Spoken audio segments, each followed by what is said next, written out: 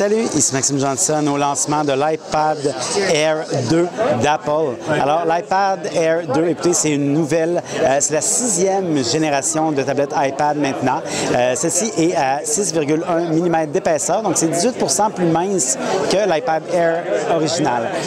Honnêtement, il n'y a personne qui s'est vraiment jamais plaint que son iPad Air était trop mince, mais écoutez, si c'est plus, pourquoi pas. Alors, la minceur, c'est pas la seule nouveauté, évidemment, de l'iPad Air. Le plus intéressant est à l'intérieur de la tablette directement. Donc, l'iPad Air 2 est équipé d'un processeur A8X, donc d'un système sur puce A8X, qui est en fait 40 % plus rapide que le système de l'iPad Air et qui est 2,5 fois plus vite pour les graphiques. Alors, lorsqu'on va avoir des jeux, ça va être vraiment très joli, là, comme on peut le voir ici. Dans ce cas-là, je ne sais pas si Asphalt, à quel point c'est optimisé pour fonctionner avec l'iPad Air 2, mais donc c'est vraiment tout ça, c'est très joli, c'est très puissant. L'autre nouveauté, écoutez, on s'en doutait, c'est le lecteur d'empreintes Touch ID ici, donc le lecteur qu'on retrouve aussi là sur l'iPhone.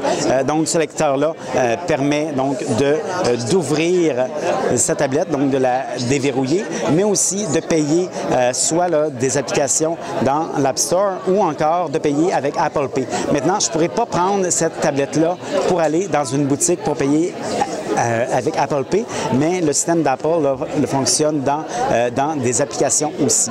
Alors, c'est l'iPad Air 2. Le prix, écoutez, c'est sensiblement le même que l'année dernière, du moins aux États-Unis. Au Canada, la version de 16 gigaoctets est 549 $ et donc les versions avec plus d'espace sont moins chères qu'avant. Donc, celle de 64 gigaoctets est maintenant, laissez-moi retrouver mes chiffres. Donc, la version de 64 est maintenant à 659 et celle de 128 est maintenant à 769 $. Donc, c'est vraiment avec les capacités plus grosses, ça vaut la peine. Avec la capacité de 16 gigaoctets, que de toute façon, honnêtement, je ne recommande pas à tout le monde, c'est un peu plus limité.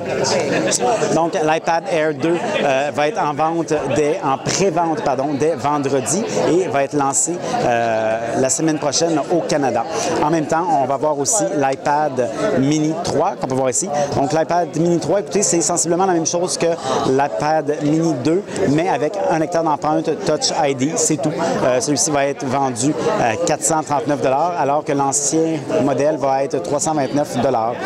Honnêtement, je ne suis pas convaincu que ça va valoir la peine de payer autant que ça pour seulement le lecteur Touch ID ou pour le nouveau design orange, mais bon, ça reste à voir. L'iPad aussi, en fait, les vieux modèles sont encore en vente.